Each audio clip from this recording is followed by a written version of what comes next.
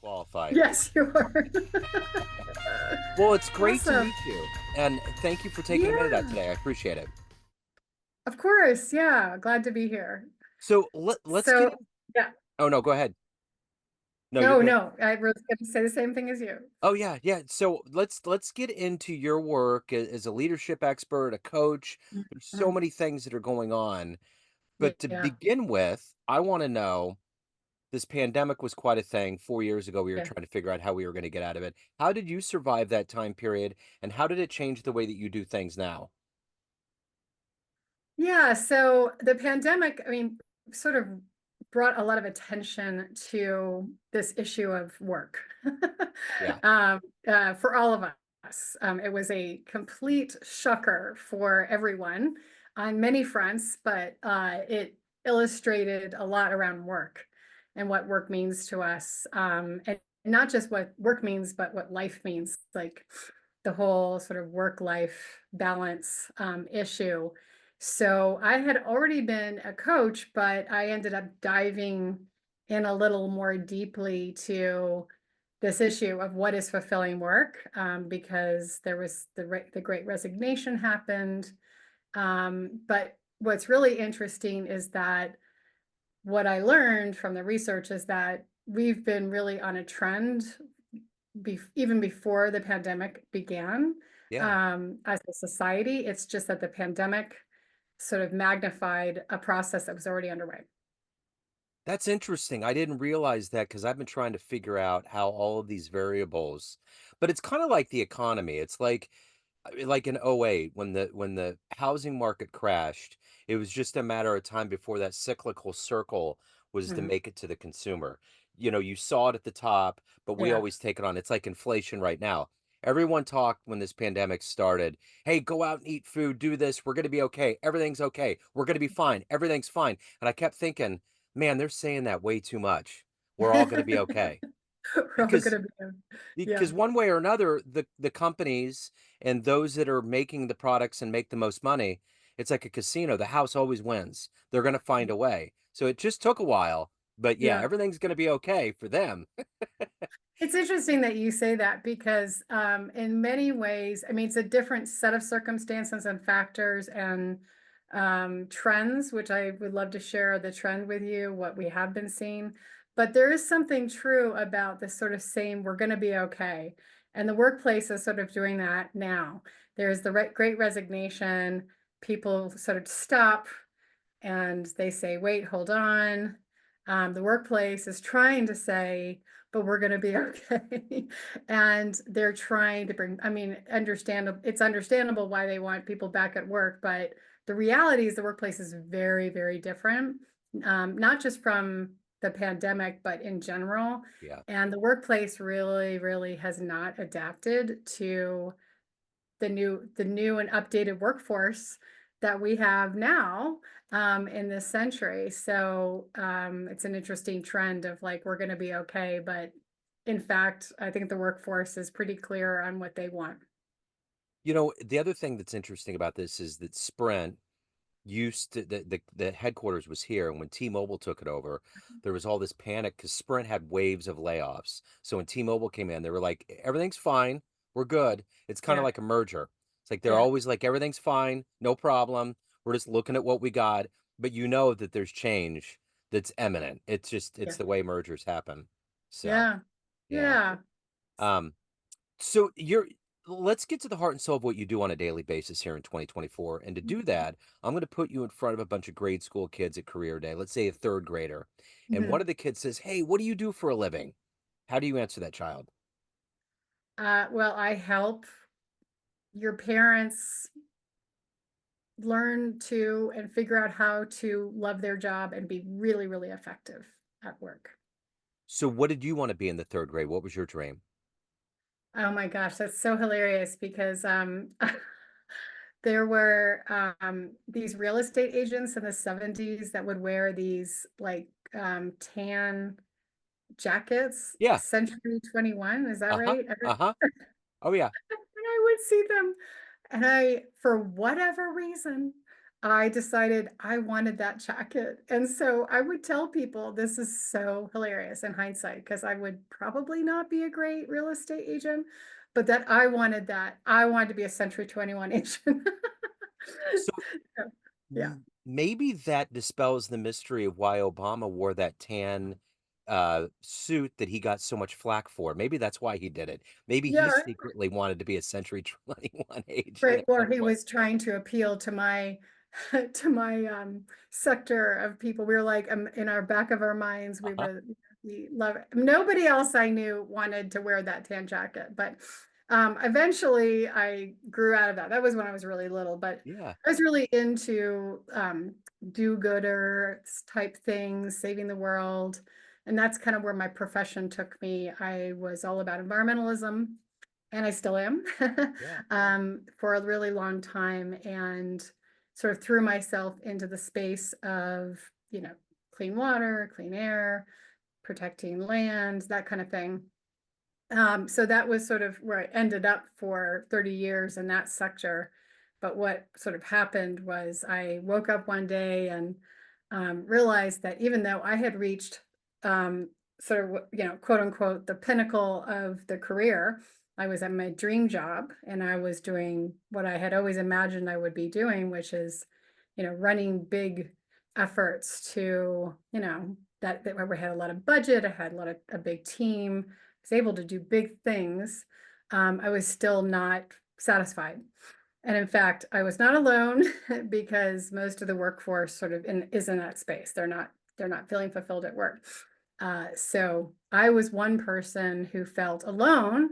I wasn't in fact alone, and I went on a journey to figure out what does fulfilling work look like. And that journey took me to eventually shifting from being the lawyer, policy wonk, environmental expert, which I still do on the side, but I became really, really, really fascinated with what does it mean to love your work? Yeah. What does it really, really mean to go to work and say, I love what I do every day? And then I became a coach to help others do that too. And I think it takes a long time to get to that point. I think there's a lot of people that settle and don't get to that point because we're creature comforts. We get to that point where the money's good, Yeah, everything seems to be okay, but it really does take some effort to find that place that you need to, and sometimes it takes a while. That's the fallacy of asking these kids when they get out of college and high school, what do you want to do for the rest of your lives? Are you kidding me? And it's the fallacy of why the divorce rate's so high in this country. It's like, yeah. when you land on love or you land on things that are seminal in your life so early on, you don't have this mileage. You don't have anything on the odometer. There's nothing in the rear view mirror. So it's kind of like your career. You have to get to a point where you've seen enough of what you don't want and you discover of what you really do want in your life. And it takes time. It does take time. It's such a great observation you have. In fact, most career planning happens at college, in Yeah. college. That's when they give the most resources, the most planning, the most tools. I actually use college tools with my mid to sort of later in career people because they're really good tools, but they really are putting a lot of pressure. And there's reasons for that nowadays. When I graduated, it was okay to have, I had a history degree. Nowadays, there's a lot of pressure on kids with this high college tuition to figure out, something quick and that's lucrative, et cetera. And so a lot of people find themselves in roles that may cover bills, which we all need, but may not be the best job fit. And Yeah. so 70% of the workforce is not engaged in their job. They're either partially engaged or completely disengaged. And so that means only 30% of the workforce is actually engaged. And that means you're you feel confident, you feel interested, you're leaning in to your role. So it's a pretty small number when you think about a multi-billion or even trillion-dollar workforce that is Yeah. generating, this massive economy we have. But Astonishing. yeah. So, how much did living in a place like DC shape the way that you went after the first part of your career? Because I would imagine being in the midst of that energy and that political vortex has to sway the way that people live their lives. Yeah, oh, such a fabulous question because there is I'm sure for every culture. I just came from being in Europe this summer, and I was thinking a lot about the culture of what drives people in different cultures. But the DC culture is very driven. It's very about success, and I'm putting quotation marks around that. Yeah. And I also was, my family were, I have federal government workers, so a dad who was really high up at one of the Department of Labor, and my mom was in the U.S. Customs Service, and so, and even in the school system, there's just this pressure to achieve, achieve, achieve, and so that's part of what led me to law school eventually. Is this just I have to become a lawyer, I have to do these things, I have to take AP classes, I have to go to a great school, all these different things sort of is they're just, and I think that culture is not just DC. I mean, I talk with friends who with kids, and the parents aren't putting the pressure on, but the kids feel pressure to, drive themselves. And there's just this culture of pushing, and that it's not a huge problem except for what we're missing. And there's a whole movement of people in the world that I'm part of called the strengths movement. And the strengths movement are people who care about people who love work and being really impactful and fulfilled in their roles. And one of the criteria for doing that is engaging your strengths and really using your talent, your natural born talents. So it's a good thing to, perhaps drive yourself, but if you're not introspective and know who you are and know like how you tick and where you naturally sort of where you naturally lie in terms of your abilities, then you're sort of looking outside yourself for that success. You're not introspectively noticing things like, whether you're naturally good at relationships, you're naturally good at tinkering, or naturally good at whatever that may be. So the strengths movement is sort of starting to push the school system, the university system, and I'm doing it with the mid to late, mid to senior career professionals to stop looking outside for success and go inward and say, hey, who am I and how do I tick? Because when you do that and you actually align your life and your career with those natural talents, your fulfillment goes like up by just astronomically. So So I'm curious, who's been that inspiration or hero for you in your life and the work that you've done? oh my gosh. So, well, I would say, I mean, my dad comes to my mind. He passed away earlier this year because not because of his success. He was very successful in his federal role. He was very high level career professional, but he would always talk to me about how he was not a good student. Like it was hard. He was challenged by tests, and he didn't just knock things out of the park and that sort of thing.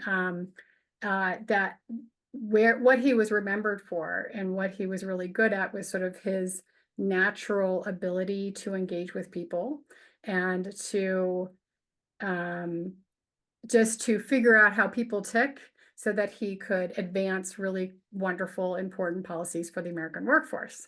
And he didn't do that by his knowledge base or his, specific skills, which is what we all focus on. We all focus on skills and knowledge. And if I have enough skills and knowledge, then I'll succeed. He really leaned into his superpowers of relationships. And he just knew how people ticked. He knew how to manage up to the to the senior workforce, and he knew how to manage his own staff. And by doing that, he knew how to not manipulate like in a good, it was a good manipulation, Yeah. but how to help people sort of get to that place where they could make good decisions. And so he inspired me quite a bit. I have the same talents as he does in a different way. I don't have all these knowledge, skills, and sort of the smarts, but I have I guess you would call it emotional intelligence. So he's sort of the personal one. And then Marcus Buckingham is the sort of expert in the space who really has led the strengths movement. And he's out there very intensively. He's written a number of books. He has consulted for some of the biggest corporations in the world, helping a corporation focus on a fulfilled worker, not just so that the workers are happy, but so that they have a better bottom line, that they have retained talent, so that they deliver their mission. And it is a movement that I hope continues to grow throughout the global workforce. So, if you could meet one person alive in the realm of business or otherwise that you find fascinating, that you would just love to, pick their brain and get a little bit out of who they really are, who would that be? Well, it probably would be Marcus, Okay. because I follow him. There's a lot of people at the Gallup Corporation the Gallup Corporation, everybody knows them for the polling. But they've really also they have done a lot of the sort of background research on the strengths movement. Um, and I mean, and then there's others who have been sort of leading this space of positive psychology. So we're kind of getting into the theoretical here, but psychology, many hundreds of years ago was initiated, focused on, mental illness. I mean, some really serious things that people have and had and still have. Everything depression to some really extreme situations. And so psychology has been really focused for hundreds of years on what's wrong with people. And we have been trying, and we're still working at it, to figure out how to address those issues. But about 30 years ago, some psychologists came together and asked this question. Well, we've been focusing for hundreds of years on what's wrong, but why aren't we asking what's right with people? Like, why are we not asking this question? So that is what was born was positive psychology, which you can now get a degree in at major universities. And positive psychology is just simply asking that question, like how does someone reach their full potential? Yeah. How does someone exercise strengths? How does someone feel their best self? And so there's this general movement with strengths movement is part of it, but the bigger movement is saying, what can we do to really advance our well-being? And Marty Seligman, I'm probably mispronouncing his name. He's at University of Pennsylvania. He's sort of the father of positive psychology. So he'd be somebody I want to meet too. And he is really he had to really overcome a lot of skeptics. There's a lot of people who were like, this is crazy. Why would we even do this? But he's really persevered, and a lot of people have woken up to this question of what does it mean to feel well at work, to feel well in life. And that is the catchphrase is well-being. So a lot of us are really focused on this idea of well-being because our measures have been very different. We have measured our lives based on income, or maybe the cars or the house we purchased, certainly the title, or the stature we have in society. So we've had these measures that we still seem to follow, but more and more, especially the younger generations, and I hear that a lot from my clients because I coach a lot of people younger than me. It is not about the title or the money or the house, or I got to travel around the world. I mean, it may be some of those things, but more and more the measures are I am healthy, I am calm, I'm not stressed, I love my job. And those measures are starting to sort of penetrate into sort of what matters. Yeah. And that's kind of what I'm really interested in. I'm really interested in the workplace because we spend a third of our waking hours at work. Yeah. So there's a lot of time. Yeah. So feeling well at work is an important piece of that bigger puzzle. So, of everything that you've done in your career, of these different careers that you've been in, and overall, what are you the proudest of? Well, first and foremost, proud of being a mom Yeah. and excuse me, proud of just figuring out motherhood, which was way harder than I thought it was going to be. If there was any parents listening, it's like, oh my goodness, this is not what I had thought it was going to be. And they're the ones that teach us the most. So that's sort of, I'm mostly proud of my daughter, and her growth and me figuring out how to support her in her way.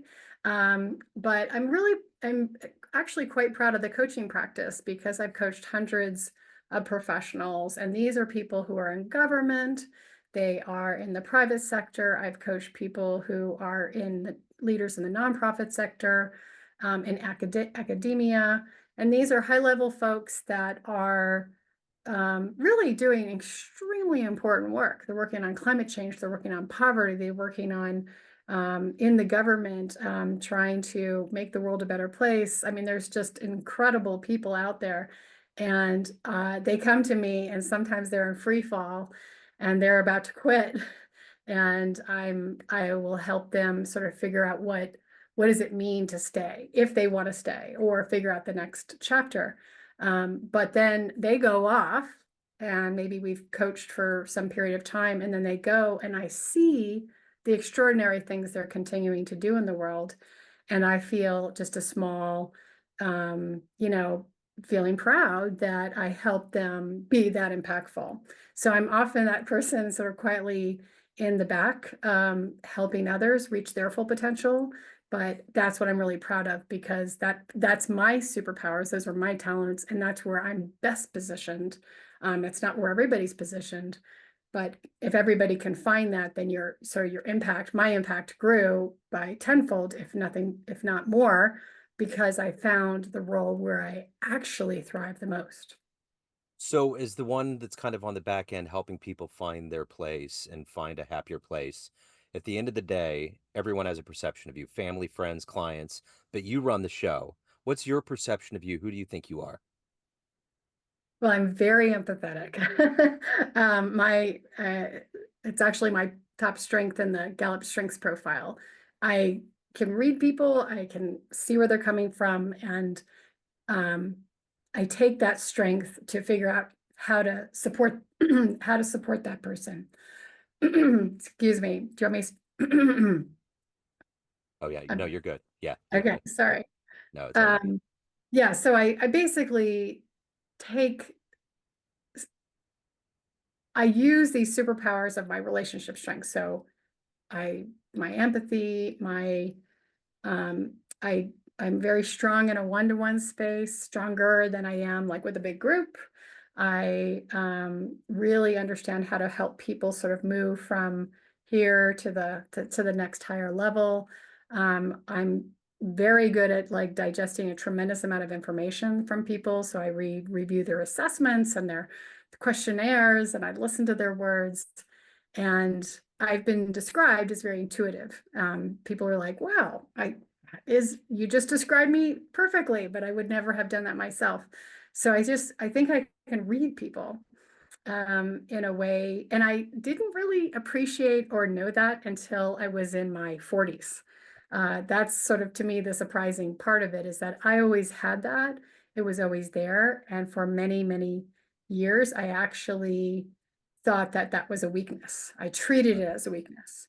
When you're a lawyer, it is viewed as, people in the legal profession, you have there's a certain sort of persona that is valued. Whereas, so I sort of pushed away the empathetic side, the intuitive side for a number of years. And it wasn't until I hit burnout and then I went on that journey of discovery where I realized, oh my gosh, there's this whole part of me that's actually pretty good. But I just treated it as weak because, I mean, often women who are, you know, intuitive and empath and emotional, certainly when I was growing up, it was not necessarily valued. I think the workplace has changed. I think that we now are appreciating sort of the feminine approach to leadership and that kind of thing. But that's the big sort of change I made, which was moving from the head to the heart. Yeah. I'm not like everyone else. Maybe someone else has a different. I coach people who have For them, it's really about bringing out their strategic thinking strengths, their scientific prowess, etc. But really leaning into that. So that's sort of the idea for me. It was bringing out that intuitive space, that feminine, empathetic space that allows me to really help and nurture people to grow in their careers. And for someone else, it's going to be a different talent. But that's sort of, I think, how I would describe myself today, at least. Yeah, yeah, yeah. So if anyone wants to reach out, hire you, learn more about what you're doing, any of the good business, how can they go Yeah. about doing that? LinkedIn is my sort of main channel. Okay. So you can find me on LinkedIn. Danielle Droitsch, and I'm there and I'm regularly posting lots and lots of really cool information about what career fulfillment looks like. My website is time for the number four well-being, time for well-being, but the number four.com. And I have a freebie where you can if you are looking for career clarity and you have no idea how to find it, then I have this downloadable guide, 8 career clarity questions you need to answer to find career clarity. And so you can grab that on my website. Excellent. Danielle, this has been wonderful. Thank you so much for your story. Thank you for your time. Keep doing the wonderful work. Thank you so much, Joe. I really appreciate being on the call, and great questions, by the way, too. Thank you. I appreciate it. Best of luck.